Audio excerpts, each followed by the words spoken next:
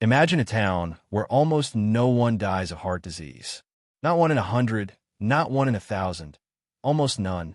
A tiny place where 3 generations eat, work, and pray together, and people seem to grow old in peace. Would you call it a miracle? Genetics? An ideal diet? Those are the opening notes of a book that asks a simple but radical question. What makes people extraordinary? Is greatness purely the product of individual talent, grit, and genius?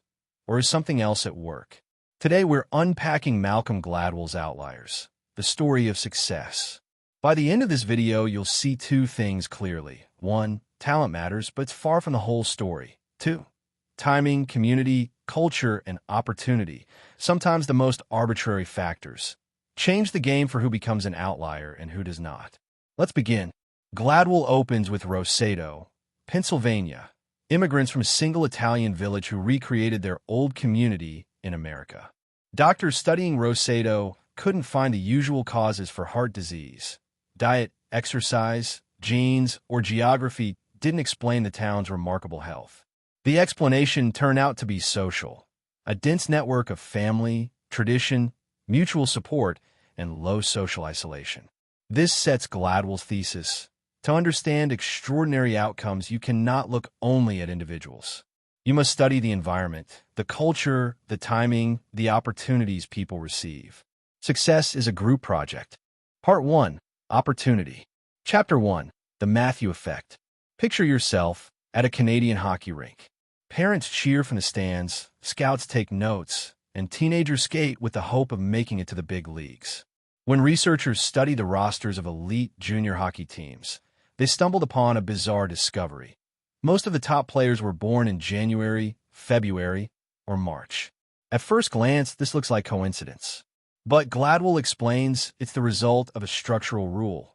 The cutoff date for age-class hockey is January 1st. That means a boy born on January 2nd is almost a full year older than a boy born on December 30th of the same year, even though both are technically in the same age group. In childhood, a year of extra growth means stronger muscles, sharper coordination, and better stamina. Coaches who are searching for the most promising athletes naturally gravitate toward these slightly older, slightly more mature kids. Once chosen, those kids receive better training, more ice time, and more encouragement. This creates a snowball effect. A small initial edge in age leads to outsized opportunity, which produces much larger advantages later. Gladwell calls this the Matthew Effect, after the biblical phrase, "For to everyone who has, more will be given, and he will have an abundance. But from the one who has not, even what he has will be taken away." It is the principle of cumulative advantage. The rich get richer, the strong get stronger, and the slightly older child gets the chance to become the star. The lesson is that success is not simply the result of raw talent or determination. It is shaped by the invisible rules of the system: cutoff dates, early assessments, and the way opportunity compounds. And once you recognize that, you begin to question how many so-called natural talents were simply the beneficiaries of a structural quirk that gave them an early head start. Chapter 2. The 10,000-hour rule. If opportunity sets the stage, practice writes the play. Gladwell introduces the now famous 10,000-hour rule.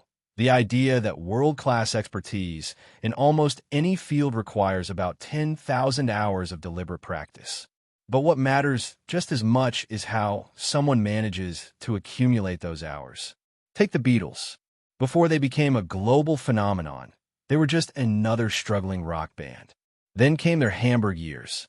In the early 1960s, the band played long sets, sometimes 8 hours a night, 7 nights a week, in German clubs. By the time Beatlemania swept the world, they had performed live over 1,200 times, far more than most bands would in a lifetime. This grueling schedule forced them to refine their style, expand their repertoire, and synchronize as a unit. Without Hamburg, the Beatles might still have been talented, but they wouldn't have been that good, that ready. Now look at Bill Gates. He grew up in Seattle and, by sheer chance, attended one of the few high schools in the country that had a computer terminal connected to a time-sharing system. While most teenagers in the 1960s had never even seen a computer, Gates was programming for hours after school, sometimes sneaking out at night to keep coding. By the time he dropped out of Harvard to found Microsoft, he had already accumulated thousands of hours of practice. Both the Beatles and Gates illustrate the same principle. Practice breeds mastery, but opportunity enables practice. The 10,000-hour rule is not about sheer willpower. It's about being in the right environment at the right time, with access to the resources that make those hours possible. Without those conditions, even the most determined person may never cross the threshold of world-class excellence. Chapter 3, The Trouble with Geniuses, Part 1. It's tempting to believe that the higher your IQ, the greater your chances of success. Lewis Terman, a Stanford psychologist, thought so too. In the 1920s, he selected over 1,400 children with exceptionally high IQs, his termites, and tracked them through life. Surely these prodigies would go on to change the world. But decades later, the results were underwhelming. Many lived perfectly ordinary lives. Some struggled. Very few became groundbreaking leaders, artists, or scientists. Gladwell contrasts this with the life of Christopher Langan, often called the smartest man in America. With an IQ off the charts, Langan seemed destined for greatness. Yet his life was marked by obstacles. He lost scholarships due to bureaucratic mishaps, dropped out of college because of financial struggles, and never found the institutional support to translate his brilliance into achievement. His genius remained largely untapped. Now compare Langan to Robert Oppenheimer, the physicist who led the Manhattan Project. Oppenheimer was brilliant, yes, but he also had something else: the social skills to navigate elite circles, the ability to ask for help, and the confidence to bend rules in his favor. He once attempted to poison a professor, a shocking misstep, but his charisma and social fluency allowed him to escape punishment and continue his career. The contrast is clear. IQ alone does not guarantee success. Context, personality, and social tools make all the difference. Chapter 4, The Trouble with Geniuses, Part 2. So what was Oppenheimer's secret weapon? Gladwell calls it practical intelligence. It's not the ability to solve equations or memorize facts. It's the ability to read a situation, talk to authority figures as equals, and get your needs met. It's knowing how to ask for a deadline extension, how to negotiate, and how to present yourself with confidence. Sociologists have found that children from middle-class families are often taught this skill from an early age. Parents encourage them to ask questions, reason with adults, and advocate for themselves. In contrast, working-class children may be raised to respect authority without challenge, which can leave them less prepared to navigate institutions that reward assertiveness. Gladwell's point is powerful. Intelligence is not one-dimensional. Book smarts will only take you so far. Without practical intelligence, the invisible language of opportunity, even geniuses can remain stuck, unable to translate brilliance into influence or success. Chapter 5, The 3 Lessons of Joe Flom. Joe Flom was the name behind one of New York's most successful law firms. His story is a case study in how timing, culture, and persistence combine to create extraordinary success. Gladwell draws 3 lessons from his life. Lesson 1. Demographics matter. Flom was born in the 1930s, a time when the number of children born in America dipped because of the Great Depression. This meant smaller class sizes, less competition for college spots, and more opportunities for ambitious young people willing to seize them. Lesson 2. Discrimination can create hidden advantages. At the time, the elite white-shoe law firms of New York excluded Jewish lawyers. This forced Flom and his peers into areas of law that the establishment firms considered beneath them: litigation, hostile takeovers, and proxy fights. Decades later, as corporate America transformed, those very specialties became the most sought-after skills. Flom had become a master of the very field others had ignored. Lesson 3. Culture and generation shape opportunity. Flom's parents were immigrants who valued education and resilience. His rise was not just personal grit, but also the product of cultural traditions that prized hard work, sacrifice, and perseverance. Through Joe Flom's career, Gladwell shows that success is rarely a straight line. It is an intersection of demographic luck, cultural inheritance, and personal drive. Flom's brilliance mattered, but so did the year he was born, the prejudices of his era, and the cultural roots of his family. The broader lesson: extraordinary outcomes always grow out of ordinary contexts, sharpened by history and circumstance. Part 2. Legacy. Chapter 6. Harlan, Kentucky. Gladwell now turns from opportunity to legacy, the invisible cultural patterns that shape behavior across generations. He takes us to Harlan, Kentucky, a town that in the late 19th century was notorious for feuds, shootouts, and bloodshed. This wasn't random violence. It was part of what sociologists call a culture of honor. In herding societies, where wealth depended on livestock vulnerable to theft, men had to cultivate reputations for toughness. If someone insulted you, you had to respond decisively, or else risk losing respect, and with it your livelihood. This code of honor encouraged quick tempers, revenge, and violent defense of reputation. What's striking is how these traditions persisted even when people moved away from the original conditions. Generations later, descendants in the American South still carried cultural legacies of aggression, sensitivity to insult, and willingness to fight for honor. Experiments have shown how deep this runs.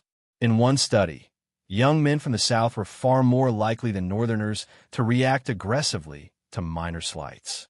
Gladwell argues that this cultural inheritance explains patterns of conflict in regions like Appalachia. The lesson is that our ancestors' survival strategies can quietly shape our behavior long after the original conditions have vanished. Chapter 7. The Ethnic Theory of Plane Crashes. Few professions demand perfection the way aviation does. When planes crash, investigators usually discover not a single catastrophic error, but a chain of small mistakes compounded by miscommunication. Gladwell uncovers a surprising factor: national culture. In cultures with strict hierarchies and high power distance, subordinates often hesitate to challenge authority. In a cockpit, that can be deadly. A co-pilot who notices a mistake may hint politely instead of speaking forcefully, leaving the captain unaware of the danger. Gladwell analyzes transcripts from plane crashes where such hesitations prove fatal. For example, in Korean Air's troubled period, co-pilots would defer so much to their captains that warnings went unheeded until it was too late. But culture is not destiny. Airlines can retrain crews to change communication styles. Korean Air, after recognizing this pattern, implemented training to encourage direct, assertive language regardless of rank. Within a few years, its safety record transformed dramatically. The message is clear: success and failure can hinge not only on individual skill, but also on the cultural scripts that govern how people interact under pressure. Chapter 8. Rice Paddies and Math Tests. Why do students from China, Japan, and Korea often excel in mathematics? Gladwell suggests that centuries of agricultural practice hold the answer. Rice farming, unlike wheat farming, is labor-intensive and requires meticulous attention to detail. Farmers must carefully maintain irrigation, monitor growth, and work long hours during planting and harvesting seasons. This constant demand for patience and persistence forged cultural values that prize diligence, precision, and endurance. These values didn't vanish with modernization. They carried into education systems, shaping how children approach learning. Asian schoolchildren often spend more time in class, receive shorter breaks, and tackle math problems with more persistence before giving up. International tests reveal a striking correlation. The longer students are willing to wrestle with a difficult problem, the higher their math achievement.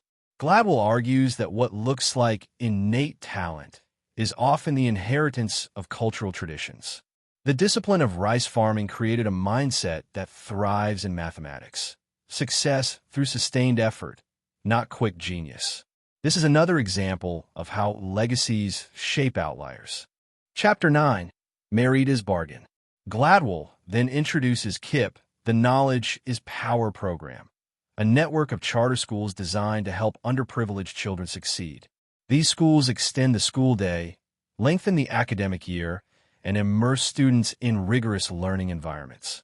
The idea is to give children from disadvantaged backgrounds the time and structure to accumulate the hours of study and practice that wealthier students often gain at home. Marita, a young girl who attends KIP, embodies this bargain.